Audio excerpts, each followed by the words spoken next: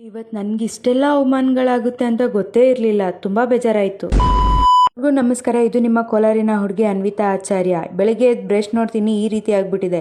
ಆದರೂ ಪರವಾಗಿಲ್ಲ ಅಂದ್ಬಿಟ್ಟು ಅದಕ್ಕೆ ಪೇಸ್ಟ್ ಹಾಕ್ಕೊಂಡು ಉಜ್ಜಿದೆ. ಮೊದಲೇ ಟೈಮ್ ಆಗೋಗ್ಬಿಟ್ಟಿತ್ತು ಅಂದರೆ ಶರ್ಟ್ ನೋಡಿದ್ರೆ ಈ ರೀತಿ ಆಗಿಬಿಟ್ಟಿತ್ತು. ಫುಲ್ ಟೆನ್ಷನ್ ಆಗೋಯ್ತು. ಅದಾದಮೇಲೆ ಮತ್ತೆ ನಾನು ಸೀದಾ ಹಾಕ್ಕೊಂಡೆ. ಆ್ಯಕ್ಚುಲಿ ಆವಾಗಲೇ ನಾನು ಹಾಕ್ಕೊಂಡಿದ್ದು ಬೇಕಂತ, ಸ್ವಲ್ಪ ಡಿಫ್ರೆಂಟಾಗಿರಲಿ ಅಂತ.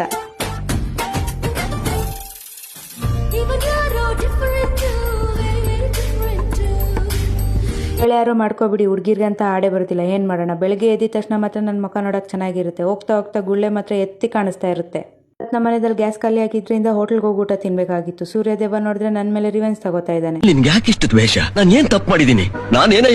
ಹೋಟ್ಲಲ್ಲಿ ಊಟ ಮಾಡ್ಕೊಂಡು ಹೋಗಿ ನಮ್ಮೂರು ಬಸ್ ಸ್ಟಾಪಲ್ಲಿ ಕುತ್ಕೊಂಡಿದ್ದೆ. ಬಸ್ಗೋಸ್ಕರ ವೆಯ್ಟ್ ಮಾಡ್ತಾ ಇದ್ದೆ. ಇದೇ ರೂಟಿಂದ ಬರೋದು, ಅದಕ್ಕೆ ಇಲ್ಲೇ ನೋಡ್ಕೊಂಡು ಕೂತಿದ್ದೆ.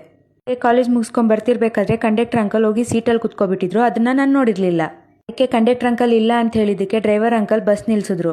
ನಿಲ್ಸಿದ ತಕ್ಷಣ ಕಂಡಕ್ಟರ್ ಅಂಕಲ್ ಹಿಂದೆಯಿಂದ ಬಂದ್ಬಿಟ್ರು. ಅದಕ್ಕೆ ಎಲ್ಲರೂ ಒಂದೇ ಸತಿ ನನ್ನ ಮುಖ ನೋಡ್ಬಿಟ್ಟು ನಗ್ಬಿಟ್ರು. ಫುಲ್ ಅವಮಾನ ಆಗೋಯ್ತು. ಆಮೇಲೆ ಮನೆಗೆ ಬಂದು ಇವತ್ತು ಚಂದ್ರಗ್ರಹಣ, ಅದರಲ್ಲೂ ರಕ್ತ ಚಂದ್ರಗ್ರಹಣ ಆಗಿರೋದ್ರಿಂದ ದರ್ಪ ತಗೊಂಡು ಎಲ್ಲದಕ್ಕೂ ಹಾಕ್ತಿದ್ದೆ.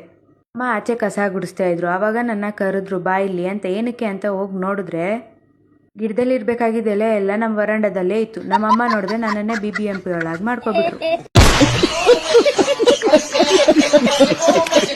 ಗ್ರಹಣ ಬಿಡ್ತೋ ಇಲ್ವೋ, ಹೊಟ್ಟೆ ಸುಖಂತೂ ನಾನ್ ತಡ್ಕೊಳ್ಳಲ್ಲ. ಅದಕ್ಕೆ ಚಾಕೋಸ್ ತಿನ್ಕೊಂಡು ಕುತ್ಕೋಬಿಟ್ಟೆ. ಅದ್ಯಾವ್ದೋ ಮಂತಂದವ್ರು ಅಂದ್ರಲ್ಲ, ಯಾವ್ದದು ಮಂತನ ಅಲ್ಲ, ಬಕಾಸೂರ್ ವಂಶದವ್ರು ನೀವು. ಕರೆಂಟ್ ಬೇರೆ ಹೋಗ್ಬಿಟ್ಟಿತ್ತು. ಆ ಶೆಕೆಗೂ ನನಗ್ ಬಿಸಿಗೂ ನೋಡಕ್ ನಾಗವಲ್ಲಿ ತರಾನೇ ಇದ್ದೆ.